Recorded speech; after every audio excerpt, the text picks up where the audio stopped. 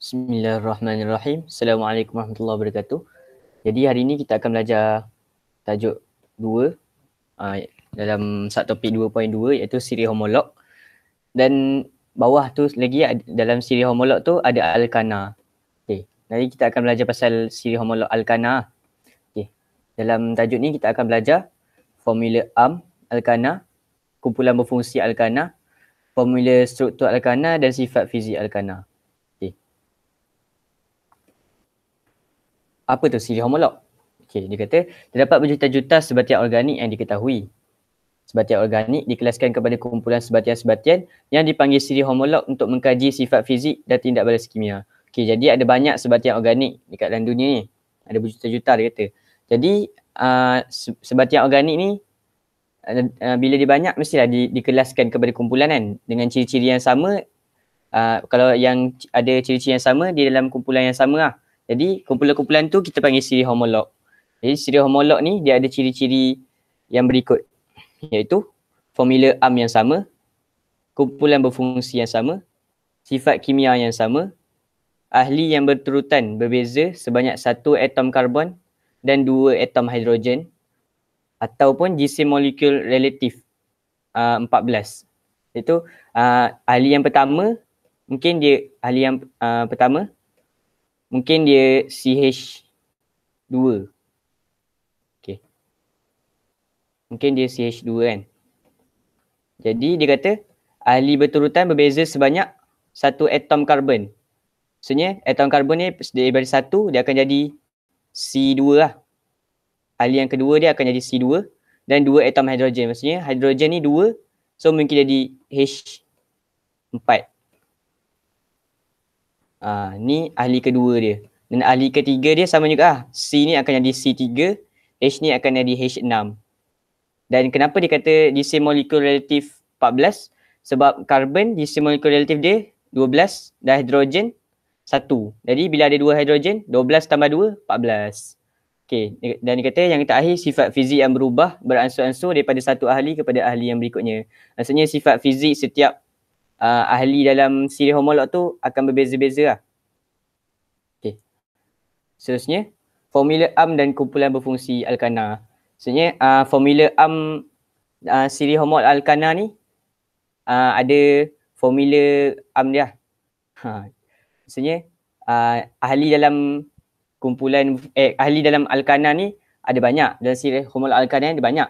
Tapi semua tu ada formula dia. Maksudnya semua tu dia punya asas, formula asas dia adalah ni.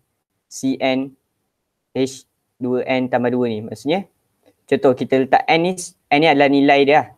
N ni boleh jadi Allahu Akbar. N ni boleh jadi nombor macam-macam lah. Boleh jadi 1, 2, boleh jadi 3 kan. Jadi kita masukkan, contoh kita masukkan nilai N ni sebagai 1. Jadi C dia akan jadi 1. H tu adalah 2N tambah 2. Maksudnya 2 darab 1 tambah 2 akan jadi 4 lah. Kan? So kalau C dia 2 adalah C2 ni 2 darab 2, 4 tambah 2, 6. So kalau C dia 2, H dia 6 dan seterusnya. Okay. Jadi kumpulan berfungsi pula. Kumpulan berfungsi ni apa pula? Dia kata kumpulan berfungsi adalah kumpulan atom yang terikat kepada sebatian molekul organik. Dia menentukan sifat kimia suatu siri homolog dan tidak balas kimia berlaku pada kumpulan berfungsi siri homolog tu lah. Sebab tindak balas kimia ni berlaku pada kumpulan berfungsi, sebab itulah dia menentukan sifat kimia suatu siri homolog. Jadi tindak balas sifat kimia tu bergantung kepada kumpulan berfungsi siri homolog tu. Jadi dia kata nama kumpulan berfungsi alkana ni ialah ikatan tunggal antara atom karbon ya. Ikatan tunggal antara atom karbon, nampak ni? Dia ikatan tunggal sebab dia satu je kan. Kalau ikatan ada 2, dia 2 lah line kan. Betul? Dia kata alkana ialah hidrokarbon tepu kerana wujud ikatan kovalen tunggal antara atom karbon. Jadi sebelum ni kita belajar hidrokarbon ialah sebatian organik yang yang mengandungi hidrogen dan karbon saja. Macam ni lah, siri homolog ni mengandungi hidrogen dengan karbon saja. H, sini H, Kat sini pun H. Semua ni H lah. Sebab tu dia hidrokarbon sebab dia mengandungi hidrogen dengan karbon saja. Lepas tu dia kata hidrokarbon tepu. Okey, kita belajar juga hidrokarbon tepu tu adalah hidrogen hidrokarbon yang mengandungi hanya ikatan tunggal antara atom karbon. Maksudnya dia ada ikatan tunggal, satu line je. Dia tak ada dua line.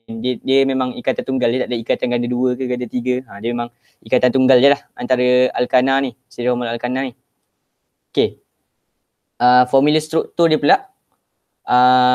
Ini adalah contoh lah. Ni bukan alkana punya formula struktur, ni adalah metana. Metana ni adalah salah satu ahli dalam siri hormonal alkana. Dia ada banyak lagi.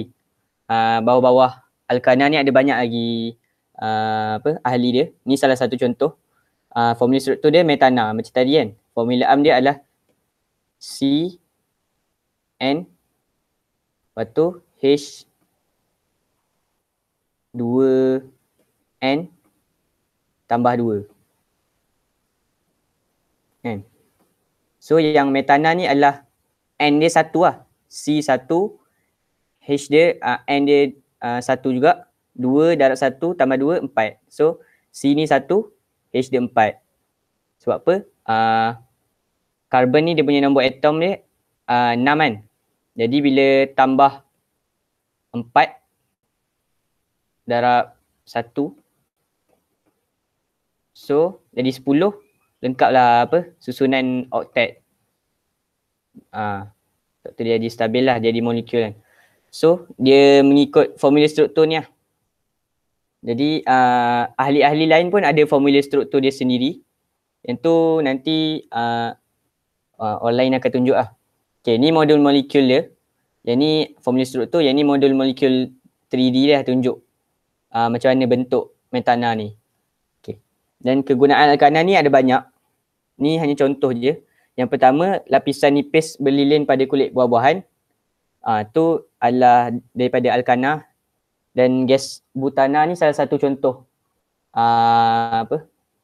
salah satu contoh alkana yang digunakan untuk memasak. Ni pun sama juga. Dia ikut formula am tu juga. C4 kan. Allah. C4. Okay, so, contoh kita gantikan C ni dengan 4. C4. Allah. C4.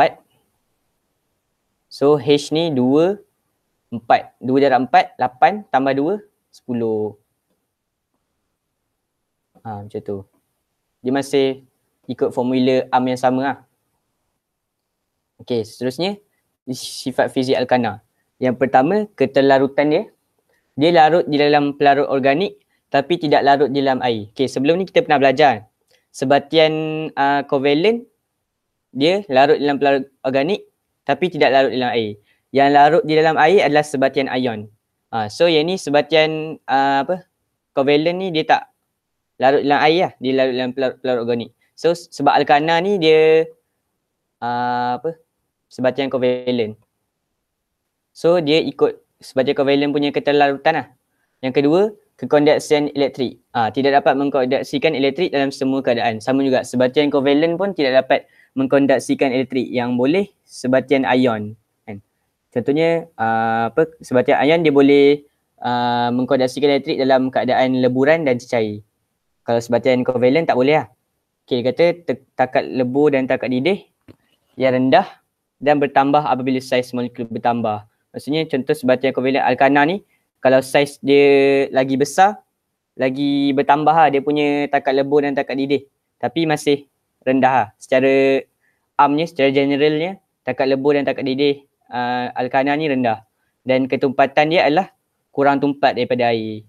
Maksudnya air tu lagi tumpat lah daripada alkana ni. Okay, tu je. Setakat ni, tu je yang kita akan belajar. Harap semua faham. Terima kasih kerana mendengar. Assalamualaikum warahmatullahi wabarakatuh.